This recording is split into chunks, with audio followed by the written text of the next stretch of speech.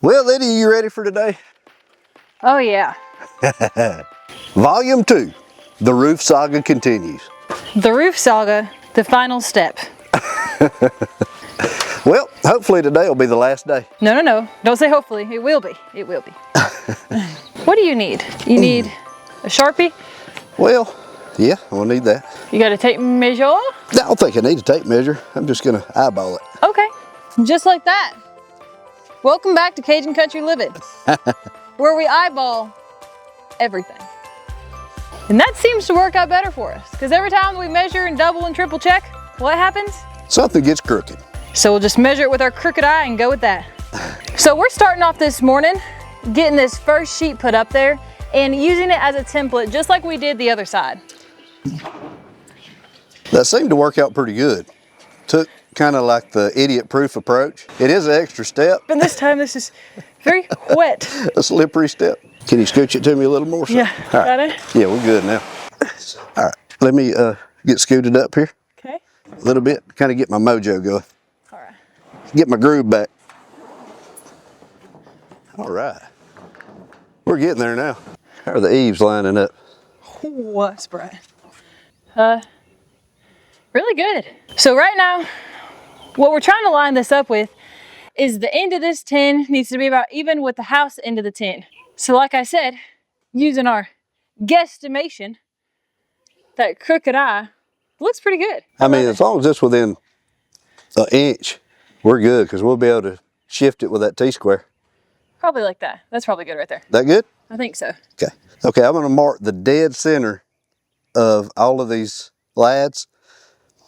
That way, if we need to shift the metal up a little bit one way or the other, we'll still have like an inch or so of wiggle room either way to still be screwed into good solid wood. Whatever you did last time, it worked. So we're doing all this so we can put a row of drill holes in this whole stack of tin or metal or roofing material, whatever you want to call it. Now, we got a lot of comments talking about you really don't need to pre-drill. That's a waste of time because the screws that you're using to put the roof on are self-tapping screws. And we know that because we did that on the roof of our house. Now, what we've learned is if you can pre-drill these, when you're reaching way over to try to put that screw in and you can't get a lot of downward force, because you do have to apply a little bit of force, and that screw kind of wants to run around on the surface of that metal before it'll take a bite and go in. Pre-drilling these holes gives you a good straight shot, and you don't have to wonder where to put every screw, and the tip of that screw goes straight to the wood. So as soon as you put a little pressure on it, it goes straight down in through the wood. And it's also something that Lydia absolutely hates. Lydia, you want to share with the class how much fun that is? She don't get frustrated very often, but when she's up there trying to put a screw in and it's going, and she can't get it to go in. And runs away from you. It's fun to watch, but I know she don't appreciate it. Pre-drilling is definitely way better. Plus, whenever I'm up here, I don't have to wonder. I wonder if this is straight. I wonder if it's not straight. So it just gives me a really, really good quick guideline. And whenever you're up here working on this metal, and especially like today, whenever the sun is beating down on it, and it's 9 o'clock right now, and it's already over 90 degrees, I assure you anything that's gonna make your butt be able to get off this root faster is gonna be a necessity. I love working with this stuff because it covers such a huge area fairly quick, but it does come with its own little quirks. When it's hot to touch. Whenever it's windy, it's like dealing with a big kite. Whenever it's wet, it's slippery as ice. So it does have its faults, but it does have a lot of good points. So in our opinion, the juice is worth the squeeze, and we'll just keep using it. Out here in the South, we've got plenty of sunshine, bugs the size of birds, and storms that'll knock your lights out in a heartbeat. That's why keeping this handy little power station close by, the Ampace Andes 1500, is so nice. This thing is actually a beast. It's fully charged in just 55 minutes, and it can run just about everything. Your fans, your fridge, your lights, even the coffee maker when the power's out. It's got 13 different outlet USB-Cs, car chargers, even AC plugs. So I can charge my phone, keep the food cold, and still have music playing while I'm cooking. And whenever those summer storms hit and the power drops, we're not sweating a thing. The Andes kicks on with just 20 millisecond switchover, so fast that you won't even notice that the lights went out. It's lightweight, super quiet with just 30 decibels in sleep mode, and comes with a 5-year warranty and a 10-year battery lifespan. So if you live rural like us, or you just like being prepared, check out the link in the description and use our code to save 5%. The Ampace Andes 1500, when the power goes out, life doesn't have to. So thank you, Ampace, for sponsoring this video. You know, I had to go run some errands the other day. And much to my surprise, whenever I got home, Lydia and Ladley had planted all 4 of the little trees that I have had on my little wish list for, I don't know, probably a year now. And I'll have to say, I watched the video footage and I was thinking that I seen one of the little fig trees and it didn't have any dirt on the roots whenever she put it in there, and I was laughing to myself thinking, well, that tree's gonna last all of about 5 minutes. But I'll have to say, I think I'm gonna get Lydia, I'm gonna ask her to plant everything around here, because she planted those 4 trees, and in just a little while now, they look fantastic. Even the fig tree without any dirt on the roots, I mean, look at it. It's already looked like it's grew 2 inches. So I'll take it. Okay, do you know anything about the trunk rot? Oh, well, if you plant them too deep, if you plant a tree too deep, and it, I don't know, people call it different things, trunk rot, and some people call it trunk binding, and I don't know. I don't know what the right term is, but what that's saying is you're kind of smothering the tree, you know, because you got it. No, those 2 catawba trees, they look a little bit low, but in all essence there, that's kind of a little ridge in the middle of there, so it's going to be low on the left and low on the right. But right in the middle where they're planted, it's going to be high enough to where if it's an inch or 2 too low, I think they'll be fine. Why don't you tell them what you said first whenever you got home and you noticed? No, that's kind of beside the point. It is not. It was important to say it first. Well, just get it out. Kind of had it in my mind to plant. No excuses. Just spit it out. What was the first word you said? I said, why did you plant the catawba trees where the fig trees go and the fig trees where the catawba trees go? Hey, but every mountain is not worth dying over. You know what I mean? It's just a few feet. They're gonna look great. They already look great. I could not be happier. I'm telling you. And I watched the video. You looked cute as a speckled pup in a little red wagon, you and Ladley both while y'all, how can you not smile at that, you know?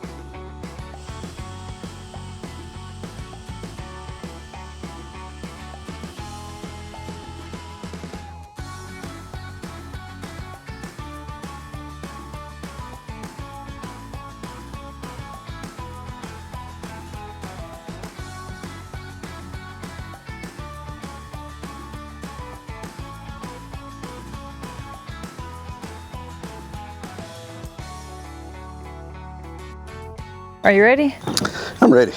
Oh, on second thought, are you sure you want to do this today? Oh, my Lanta. How are my legs already sore? I think they're just thinking about what this is going to feel like. They should be feeling happy that it'll be over with after today. That's true.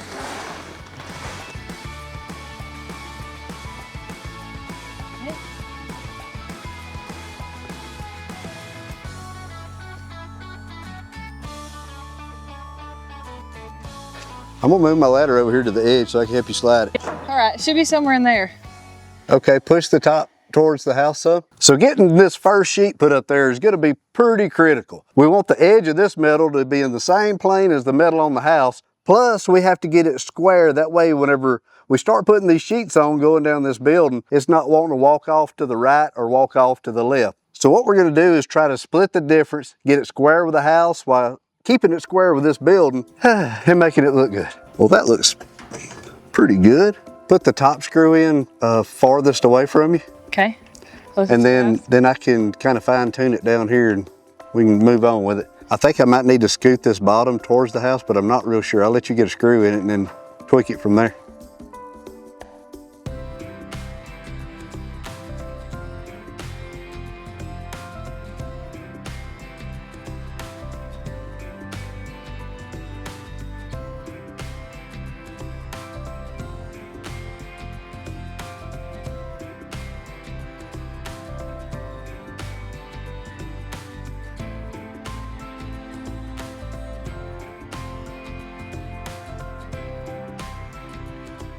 You all right up there? Oh yeah, just dandy. It's not getting too chilly for you, huh? You know what? Can you go find my sweater? I think I need it.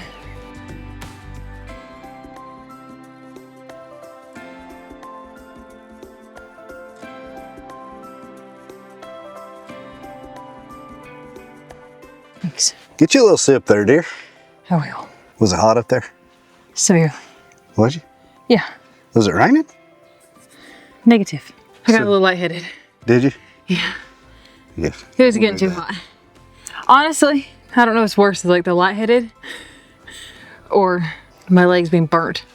Well, the good thing about this is we're doing this roof for ourselves. So it ain't like we have a general contractor breathing down our neck trying to make some type of guideline or something. You know what I mean? Yeah, I know, but I would love to get it done in one time. I would too. If it was just like this, like there's a nice breeze right here in the shade. Whenever you get up there, there's no breeze. I guess because that breeze is coming from the south. So on this north side, I'm not getting none of that. I'm getting the straight heat, like I'm a frying piece of bacon. Well, and another thing, honestly, that's a lot bigger span than it looks. And then by the time you make that many trips up and down, in full disclosure, we did the other side of this roof. And all I did was jump up and down the ladder and then hand sheets up to Lydia, help get them square, put in the bottom rows of screws. And I pulled a muscle, which took me out for 2 days. I could not get off of the couch for 2 days. Every time I would go to move, it felt like somebody was just cutting me with a knife. Where? We're not going to disclose that information. The unmentionables. It was in the unmentionable area, which made it very inconvenient standing up, sitting down, so forth and so on. But I ain't got to explain that to y'all. So luckily, Jim's getting to take it easy on this one, you know. Well, I'm basically doing the same thing I did on the other. I really have no idea how that happened. No, I'm just big. I really don't know either. I really didn't. We do such crazy things, and I put myself under, I don't know, all kinds of weird position, heavy lifting, all that kind of stuff, and picking up roofing metal and handing it to you, and putting a few screws in, climbing a ladder, which, yeah, we've never done that before. Exactly. And I don't know, but it sure did. It took me out. Took me out like a little boy. Like, no, I couldn't do it. Like, fix a glass of water? Yeah, it's going to take me a minute, though. Just for an example, y'all, this is how hot it is. 124, 123.9 now. But, so think about how hot that metal is up there. Throw that with some 80% humidity. With that being said, y'all, we're just going to have to take a pause and we're just going to have to pick back up maybe later tonight or maybe really early in the morning tomorrow. I know it seems like we get rain and then we still put the roof up, or we have too much rain, we can't put the roof up, or it's too windy and now it's almost too sunny. It sounds crazy, but it really does make such a difference. And it is just so hot right now that we're just gonna have to take a pause, which I'm really not mad at. So we go get hydrated and check back in.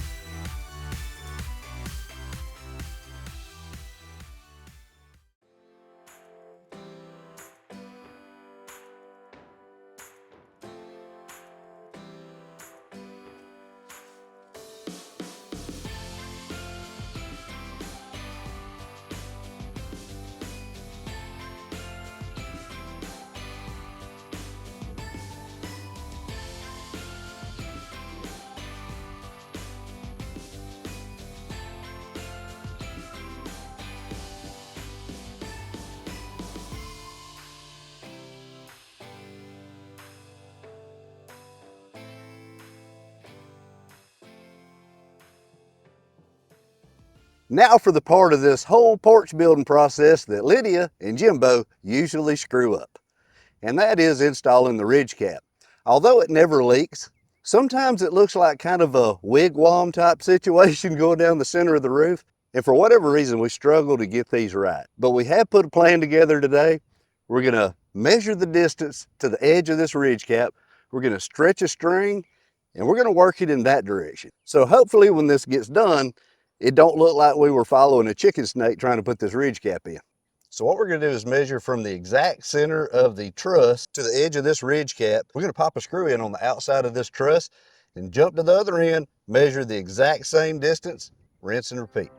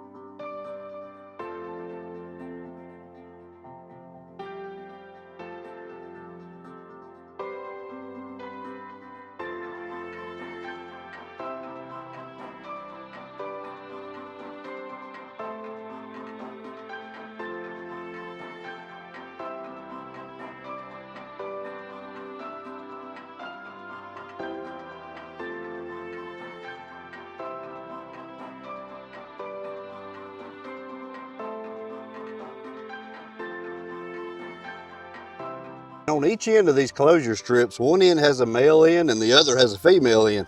So it's kind of like a keyway. So they just kind of lock in together like that to make one solid membrane. Then you can just keep on going with it.